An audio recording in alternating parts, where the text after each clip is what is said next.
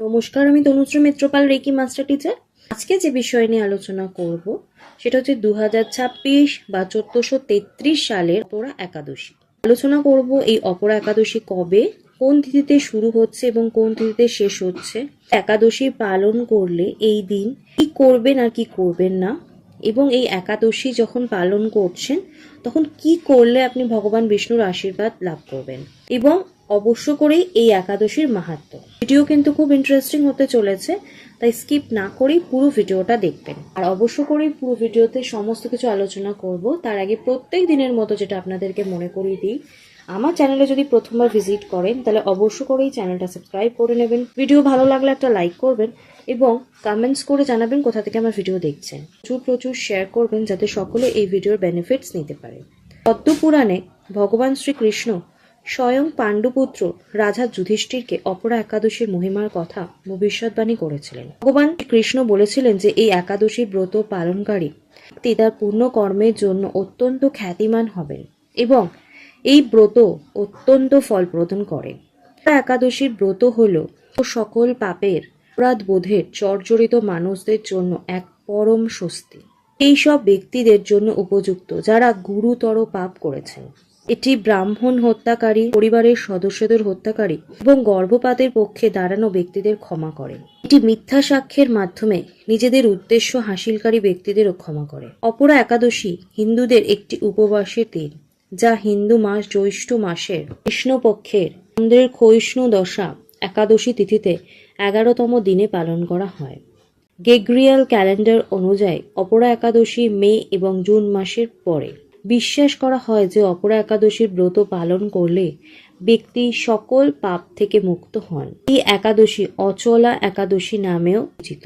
এটি দৈব ও শুভ ফল দান করে। অপরা একাদশী ভগবান বিষ্ণুর আরাধনার জন্য উৎসর্গীকৃত। হিন্দি শব্দ অপরা শব্দের অর্থ হলো সীমাহীন। বিশ্বাস করা হয় যে এই ব্রত পালন করলে অসীম ধন সম্পদ লাভ করে, তাই এর নাম অপরা একাদশী। এই একাদশীকে এর পালনকারীর জন্য অসীম কল্যাণ বয়ে আনার উপলক্ষ হিসেবেও ব্যাখ্যা করা যেতে পারে।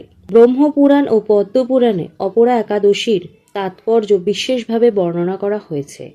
দেশ জুড়ে বিভিন্ন নামে অত্যন্ত নিষ্ঠার সাথে অপরা একাদশীর ব্রত পালন করা হয়। পাঞ্জাব, জম্মু, কাশ্মীর ও হরিয়ানা রাজ্যে অপরা একাদশী ভদ্রকালী একাদশী হিসাবে পরিচিত এবং এই দিনে দেবী ভদ্রকালীর পূজা করা হয়। উড়িষ্যায় এটি জলক্রিয়া একাদশী নামে পরিচিত, যা ভগবান জগন্নাথ দেবের উদ্দেশ্যে উদযাপিত হয়। অপরা একাদশী 2026-এর গুরুত্বপূর্ণ সময়। সূর্যোদয় 13ই মে 2026 সকাল 5টা 50, সূর্যাস্ত 13ই মে 2026 সন্ধে 6টা 55। একাদশী তিথি শুরু 12ই মে দুপুর 2:55, একাদশী তিথি শেষ 13ই মে দুপুর 1টা 30। হরিভাষা শেষ মুহূর্ত 13ই মে 2026 সন্ধে 6টা 58। দ্বাদশী শেষ মুহূর্ত 14ই মে 2026 সকাল 11টা 21। রান্নার সময় 14ই মে সকাল 5টা 50 থেকে 14ই মে সকাল 8টা 27 অবধি। এই একাদশীর উপবাসের অর্থ কেবল আহার নিয়ন্ত্রণ করা নয়, মনকে সমস্ত নেতিবাচক চিন্তা থেকে মুক্ত রাখাও। এই ব্রত পালনকারী মিথ্যা বলবেন না বা অন্যের নিন্দা করবেন না। তাদের মনে কেবল ভগবান বিষ্ণুর চিন্তাই থাকবে। এই দিনে বিষ্ণুর সহস্র নাম পাঠ করা শুভ বলে মনে করা হয়। অপরা একাদশীর 3টি বিশেষ বৈশিষ্ট্য। এটি ভগবান বিষ্ণুর ত্রিবিক্রম রূপের আরাধনার উৎসর্গীকৃত। এই ব্রত পালনে ব্রহ্ম হত্যা, গুরু হত্যা সহ মহাপাপও বিনষ্ট হয় বলে শাস্ত্রে বর্ণিত আছে।